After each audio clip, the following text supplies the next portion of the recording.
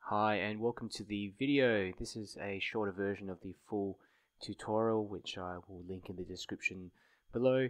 So what I'm doing here, I'm just basically getting my sketchbook out because I find it's really helpful when you start off painting to have a plan and just test out the composition. So what I've done here is that I've actually shifted one of the little huts a little bit more to the left because I don't want it to block the larger house. I've also added in some mountains in the background. I thought that would make it look a bit more interesting given that there's only some trees and shrubs around. Also added in a few trees to the right hand side and a figure near the center of the scene. So these little additions always help to just sort of make things a bit more interesting. Even some fence posts, that does help too, to kind of lead the viewer into the painting. So getting started now and adding a bit of blue to the sky. Now this is just a thin wash of some cerulean, and I've added in some mountains in the back, a little bit of wet on wet, and some warmer color, bit of yellow ochre on the rooftops of the houses. I think that's really important. And now I've just added in a lot of green and moved that down the page, darkened it up the front as well.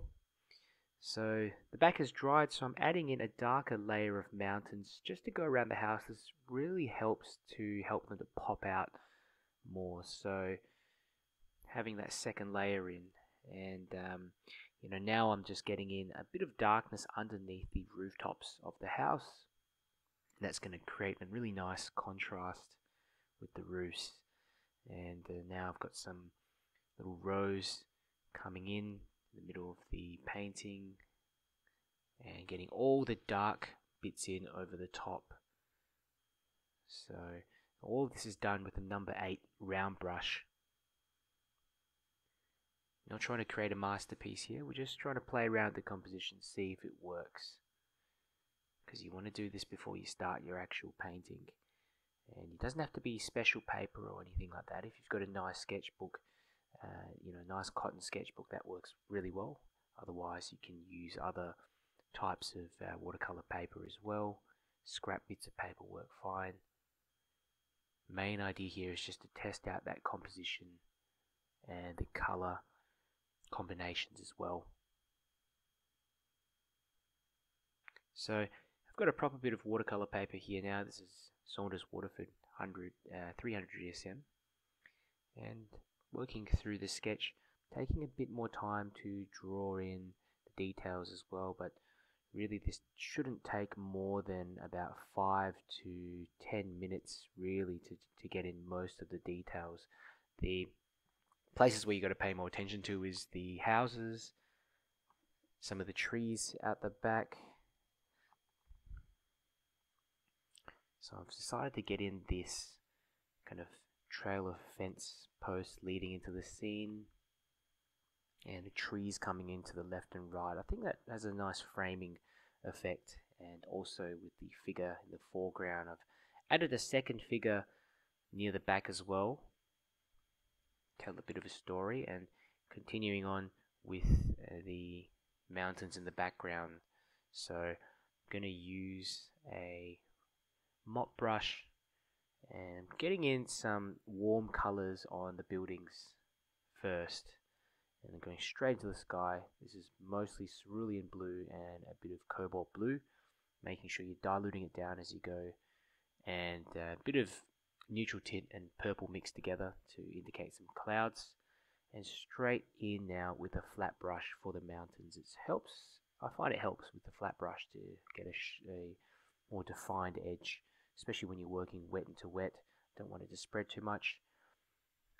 And just working in the second layer of the mountains now after the first layer is dried, and playing around with some negative painting with these shapes here. So I've got some little houses and also some trees in the background, which I thought would be nice to just experiment around. Just going through now with some sap green in the middle of the painting, cutting around the figures, bringing that down the page, and adding in that water part on the right hand side as well, just an indication of a lake.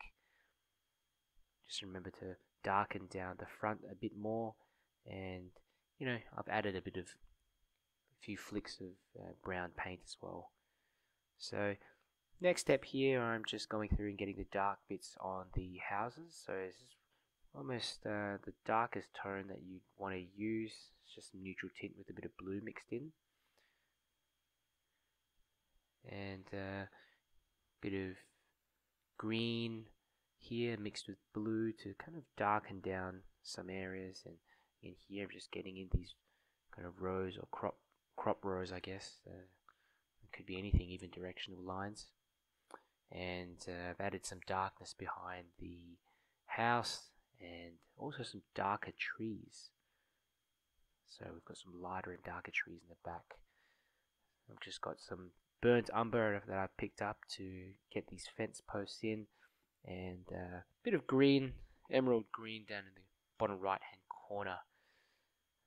So this is great. This paper is rough, so you can get some of these nice, almost dry brush strokes coming in with these branches. And the trick is to do them pretty quick. Hold the brush at the end.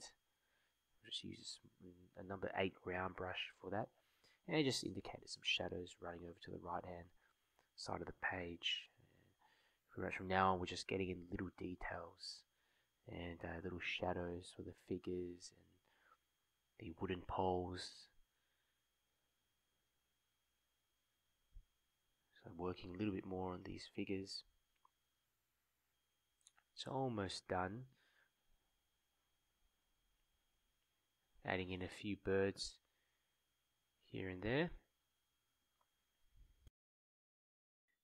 Check out these tutorials down the side here. I've got a couple of playlists that will help you get some ideas and improve your watercolors.